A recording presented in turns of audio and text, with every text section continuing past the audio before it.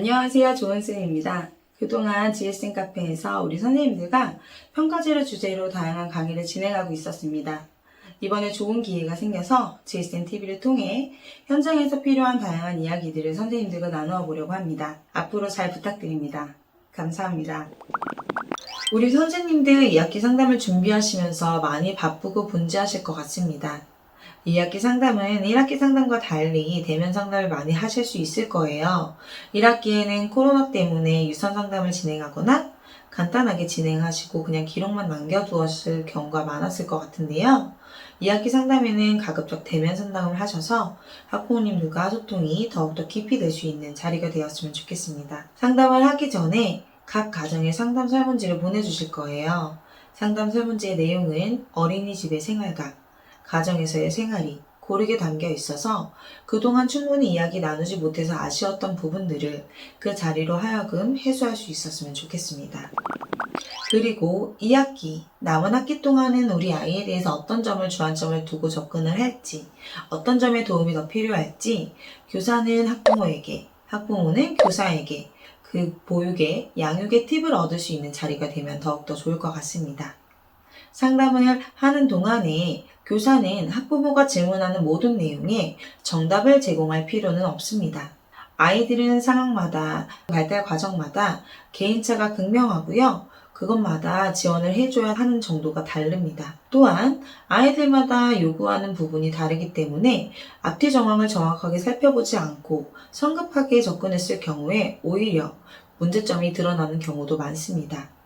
그래서 학부모가 어떠한 문제에 대해 요청을 했을 때에는 충분히 기간을 두고 살펴보신 후에 보육과정과 가정에서의 연계가 함께 이루어질 수 있도록 장기적인 접근을 할 수 있는 방법으로 대답을 해주시면 더욱더 좋겠습니다.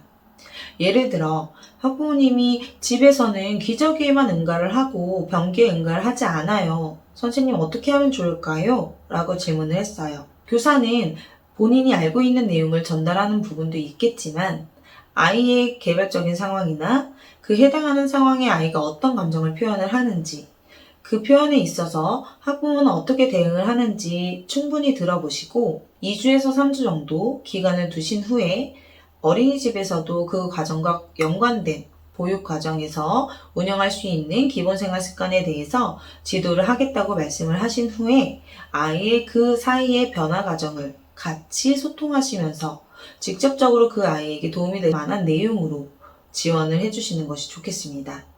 답변으로는 이렇게 드릴 수 있겠죠. 어머님, 집에서 기저귀에 응가를 하고 싶어 하는 이유가 충분히 있을 거예요. 우리 땡땡이가 변기에 하고 싶지 않은 이유가 어떤 게 있는지 어머님이 우리 땡땡이가 조금 더 편안한 상황에서 대화를 나눠주시면 좋겠습니다. 세근하고 조급해하는 모습을 보여주시면 아이는 오히려 더 부담이 되고 강박이 생길 거예요. 어린이집에서도 충분히 지원하고 격려해주면서 스스로 잘할 수 있을 거라고 믿음을 주겠습니다. 어머님도 너무 급하게 생각하지 마시고 충분히 우리 아이가 잘할 수 있다고 믿어주셨으면 좋겠습니다. 이렇게 답변해 주시면 학부모님도 마찬가지로 우리 아이에 대해서 조금 더 믿음을 가지고 할 수 있다라는 생각을 하시게 될 겁니다. 또한 우리 선생님이 아이가 어떤 행동을 보였을 때에든 여유롭게 잘 대처하고 계시는구나. 역시 선생님은 아이에 대해서 개별적인 발달 차이를 수용하고 계시는구나. 전문가이기 때문에 엄마가 생각하는 부분과 다르게 반영을 하시는구나 라고 느끼실 거라고 생각을 합니다. 아이들이 하는 행동들에 대해서 무엇이든 그 이유가 있음을 알고 계셨으면 좋겠습니다. 아이들의 이유에 대해서 알 수 있는 방법은 경청하고 공감하고 그 아이의 상황을 이해하는 것입니다. 상담을 통해서 그동안 교사가 보지 못했던 모습, 가정에서 잘 몰랐던 부분을 이야기 나눔으로써 아이가 남은 2학기 보육과정 안에서 편안하고 즐겁게 원생활과 가정에서의 생활을 이루어 나갈 수 있는 그런 자리가 될 수 있기를 바라봅니다.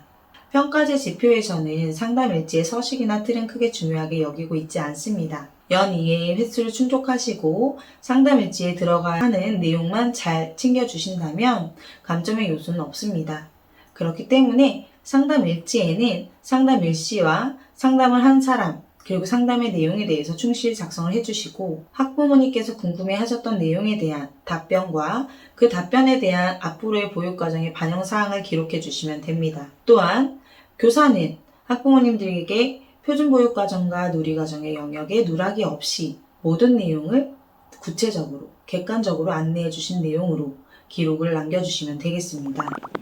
반영을 하는 내용이 어떠했는지는 면담을 통해서 확인할 텐데요. 기록에 남겨져 있으면 면담자가 혹은 관찰자가 조금 더 수월하게 이 선생님이 어떻게 보육과정을 운영하고 면담에 반영했는지를 확인할 수 있기 때문에 평가제 당일날 조금 더 수월하게 면담을 진행하실 수 있을 겁니다. 평가제에서는 면담에 대해서 크게 주안점을 두고 있는 부분이 학부모와의 소통 여부, 보육과정의 반영 여부입니다. 그러니 그 부분에 대해서만 기억하시고 잘 기록에 남겨주시면 되겠죠?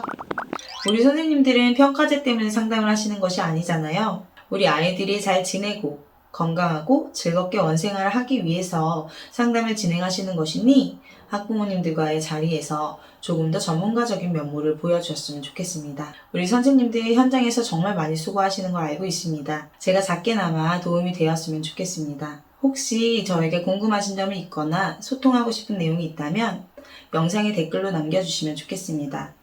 충분히 살펴보고 좋은 내용으로 다시 준비하도록 하겠습니다. 우리 선생님들 수고 많으셨습니다. 감사합니다.